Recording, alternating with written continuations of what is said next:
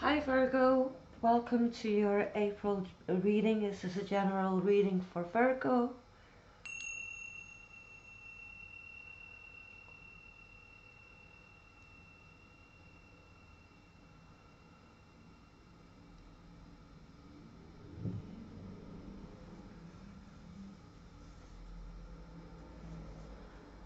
Okay Virgo, let's start with your overall energy, which is the Ten of Wands in the After Tarot, luckily.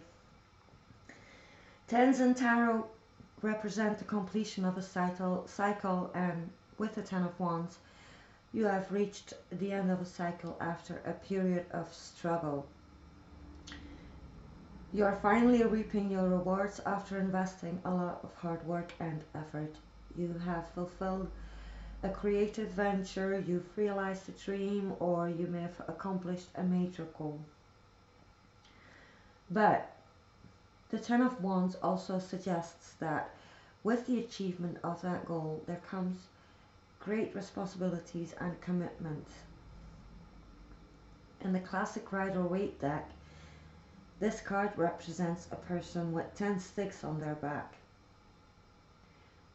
But here, he has thrown these 10 sticks to the ground.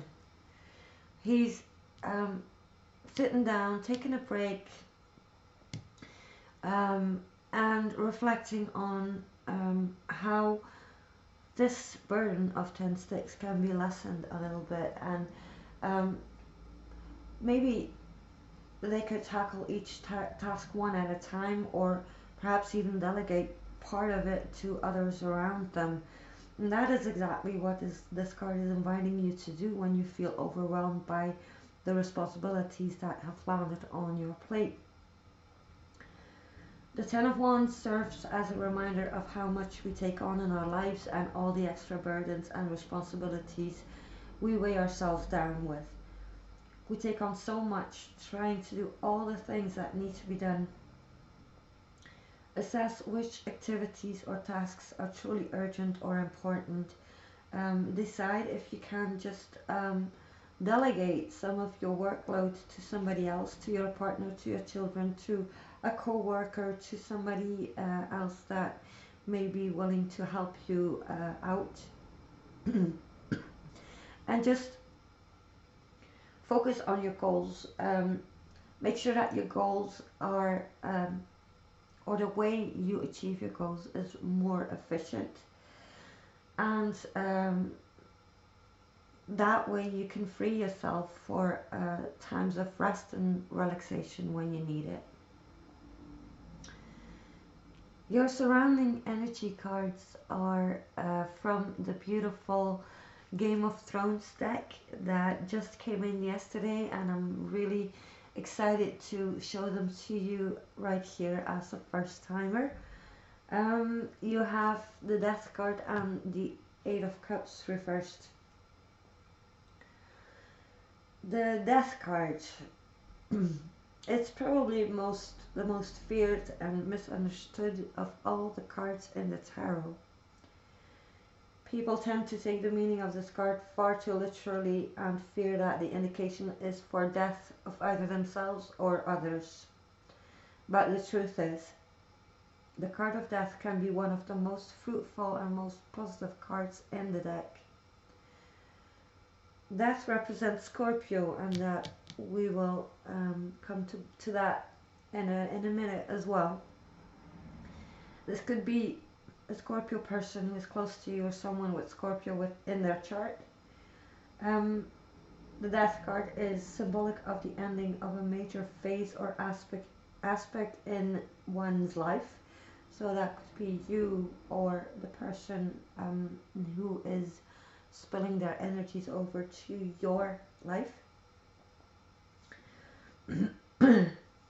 These endings can bring about the beginning of something far more valuable and far more important. One door must close in order for another to be able to open.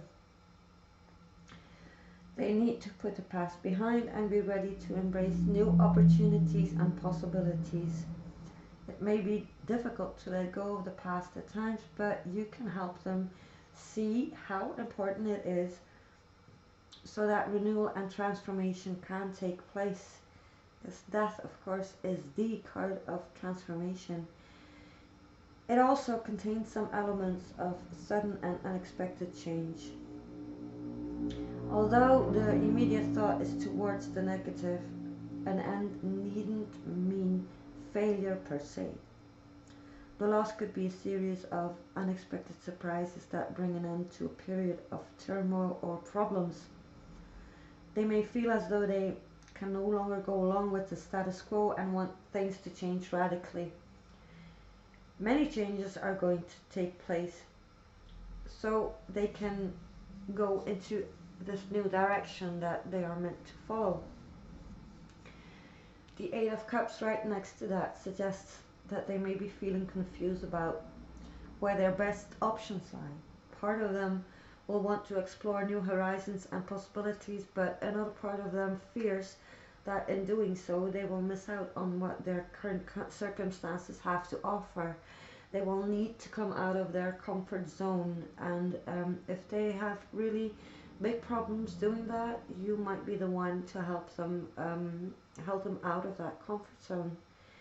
The Eight of Cups reversed also represents knowing when to walk away from a situation that is ultimately not working for them. You can help them see different options that they may have missed because of the turmoil that is surrounding them and the big push and pull energy that they are experiencing right now. Sometimes it can be a lack of commitment to walking away, whereby one day they feel like they are ready to leave and the next day they're having doubts and wanting to stay. This big push and pull energy could be between you and this person. So they could be your partner, they could be a child that is wanting to fly out of the nest, but is quite afraid to take that big leap of faith and that big step in their lives. Whatever applies to you, they need your support and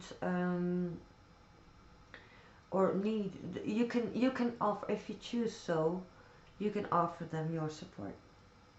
Let's put it that way. The energies that are really yours, the what you bring to the table, is 3 5s. We have the Hierophant right here, or the High Priest, whatever you want to call it, Hierophant sometimes. And we have the 5 of Wands and the 5 of Pentacles right there. This 5 is quite different from these 5, but I'll explain that in a minute. But generally, 5s are all about change, about instability, about loss, about new cycles, and yes, also about conflict. Now, the Hierophant, in contrast with that, is very conventional and suggests that you have a desire to follow due process and to stay within conventional boundaries of what is typically an orthodox approach.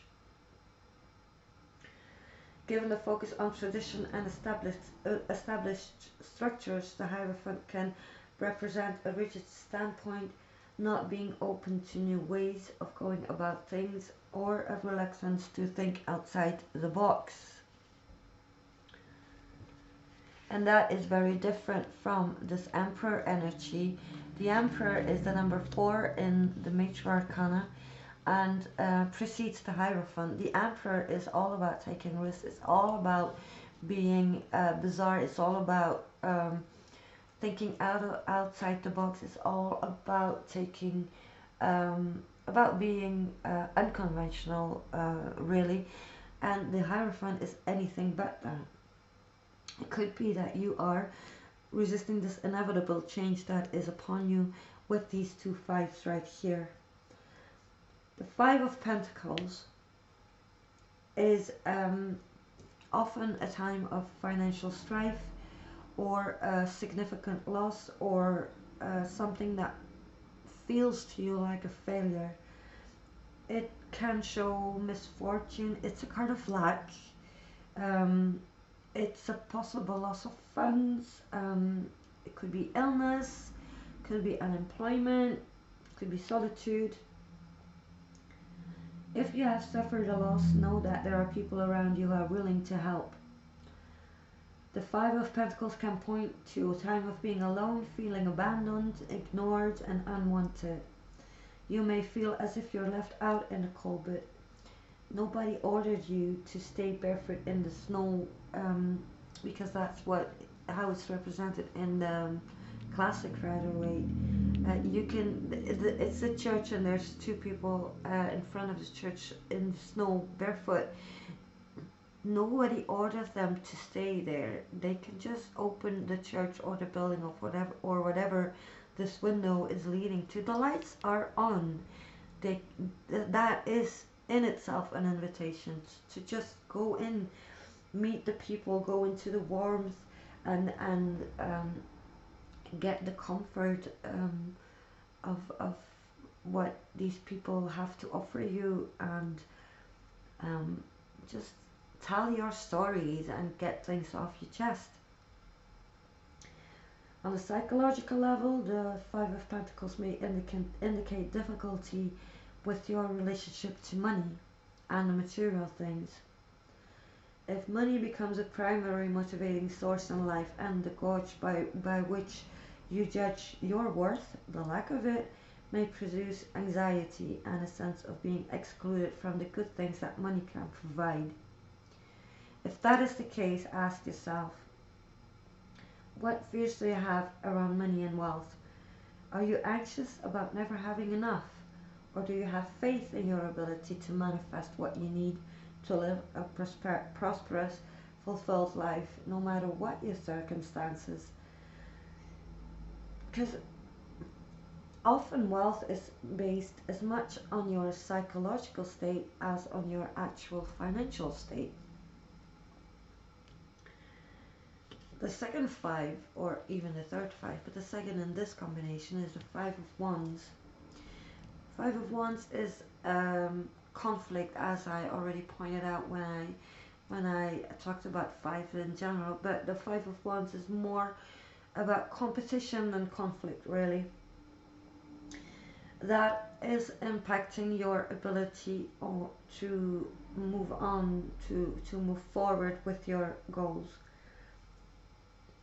In the Five of Wands, the trouble is that everybody is trying to get their message across and nobody's listening, so there's no progress. This card is about people who are committed to a certain end, a certain goal, but they cannot seem to be able to agree on how that goal needs to be achieved. Excuse me. A message or an advice from this card could be that you can turn this conflict into a more constructive energy, like brainstorming, for example, or problem solving. If you're open to this kind of conflict and discussion, that could be a positive contribution to improving the quality of your ideas and your actions, and ultimately, of course, your goals. Your outcome cards come from the Necronomicon Tarot. That's it. And you have the Nine of Wands reversed, the Ten of Cups reversed, and the Emperor upright.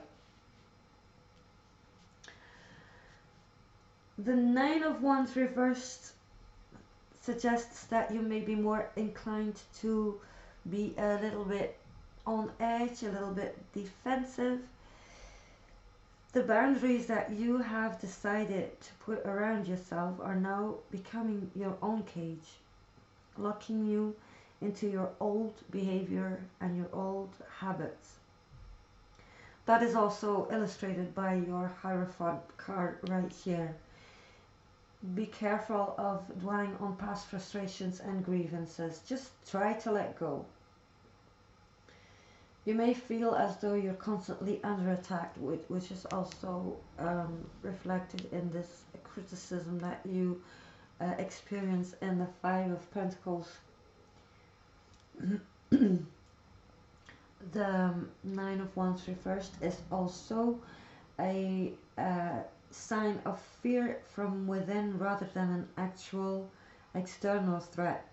Just try to take a step back to see the bigger picture. Upright, like so. Okay. Upright, the Ten of Cups is a card about family, about deep love, about respect for all the people involved, but reversed. Something is getting in the way of this perfect picture, and the emotional connection is being blocked.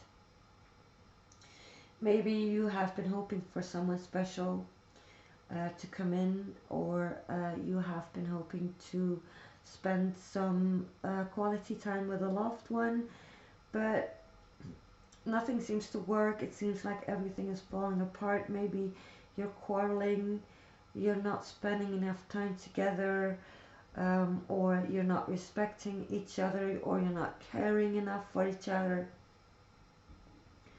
The message in this card, in the reversed position in the outcome section, is to treat each other with respect and love, and to restore peace and harmony in your relationship. Be it a relationship with a loved one, a partner, a spouse, a child, a co-worker, a friend. Could be anyone that you feel this lack of harmony with, and that does get to you. Focus on how you can treat others with compassion and respect in order for them to eventually follow suit and give you the same treatment. The Ten of Cups reversed can also highlight when there is a misalignment of personal values. It could be that you're not living by your personal values and you are not being true to yourself. It could indicate that you are allowing others to determine what will or will not make you happy, rather than you looking within for that source of fulfillment. Don't let other people determine what you should feel or how you should feel. And that is very well illustrated by the Emperor card right here. Emperor is Aries energy. It's the father figure of the tarot deck, so you could have some relationship struggles with your father or a father figure in your life, or if you're a woman and you're in a relationship with a man, or if you're a man and you're in a relationship with another man, this other man could be a very bossy, intimidating kind of person with this Aries energy. It is, together with the Ten of Cups, inviting you to step into your own power, to examine your sense of self, because that's what the Emperor is all about. It's the sense of self. It's also Aries, which is the first house of the first sign of the Zodiac, and your first house is your house of self. So with this Ten of Cups, you're not being happy, most apparently. You are invited to just examine your sense of self and just be you, do you, and not do what anybody else tells you to be or do. On the other hand, the Emperor offers guidance, advice, and wisdom. But in doing so, they could be quite authoritative. On the other side, he does bring security and comfort to those around him. And where you can learn from him is that the Emperor never loses sight of his own values and standards. So just take that lead and be you, do you, and not something or someone else. You need to tap into the Emperor forces of willpower and self-control. To help you deal, you also already know that you have to tap into this Emperor energy, the Aries energy, um, not be too conventional and not stick too much to not Virgo, Taurus energy. I know as a Virgo you are an earth sign, but you may want to look more to um, fire energy and water energy. From the Zodiac Oracle deck, this card of Scorpio just flew out to help you tackle the challenges of the month of April. The key phrase for Scorpio is I create. The key phrase for Aries is, right here, is I am. Now back to Scorpio. The mysterious energy of water takes on the fixed quality of intensity to suggest a determined quest to unearth the truth. The key phrase, I create, plays out a motivation to create reality based on hand-picked truth. In this situation, you are invited to ask yourself, what is the truth behind the facade? Things are not always what they seem. The energy of Scorpio is alluring and powerful, but it also can be dangerous when it's pursued for its own sake rather than a means to a healthy and balanced end. Avoid using powers for evil.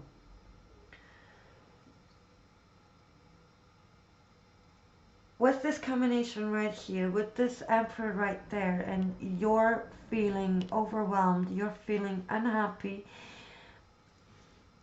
I get this feeling that you may not be in a relationship that you are meant to be. And that feeling or that conclusion is confirmed by what the angel answer cards wanted me to give you as a message. And that is, there is something better. Now let's see what is associated with that card, what message they have. This is the Angel Answers by Doreen Virtue and Radleigh Valentine.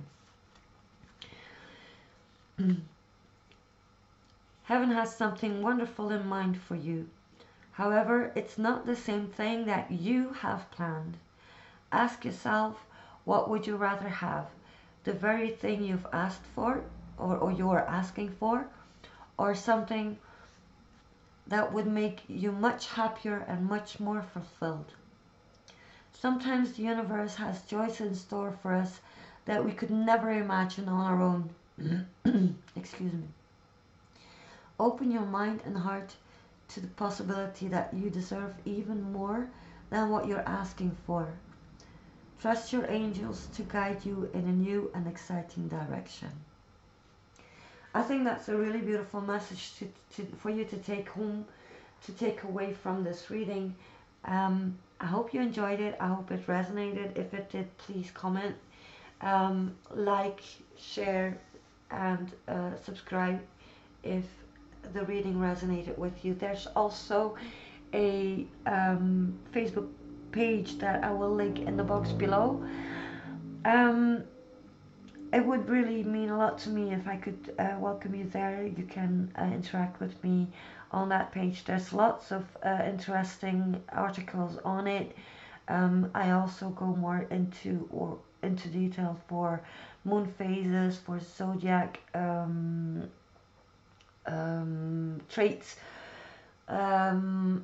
planetary transits and things like that. But there's lots and lots and lots of other stuff also about the law of attraction, or just plain beautiful articles that I think can be meaningful for a lot of people out there. But for now, I'm wishing you a very lovely month of April that proves to become quite challenging for you, but you will come out on top. I'm sure of that. For new guidance for the month of May, I will see you back by the end of April or beginning of May. See you then. Bye bye.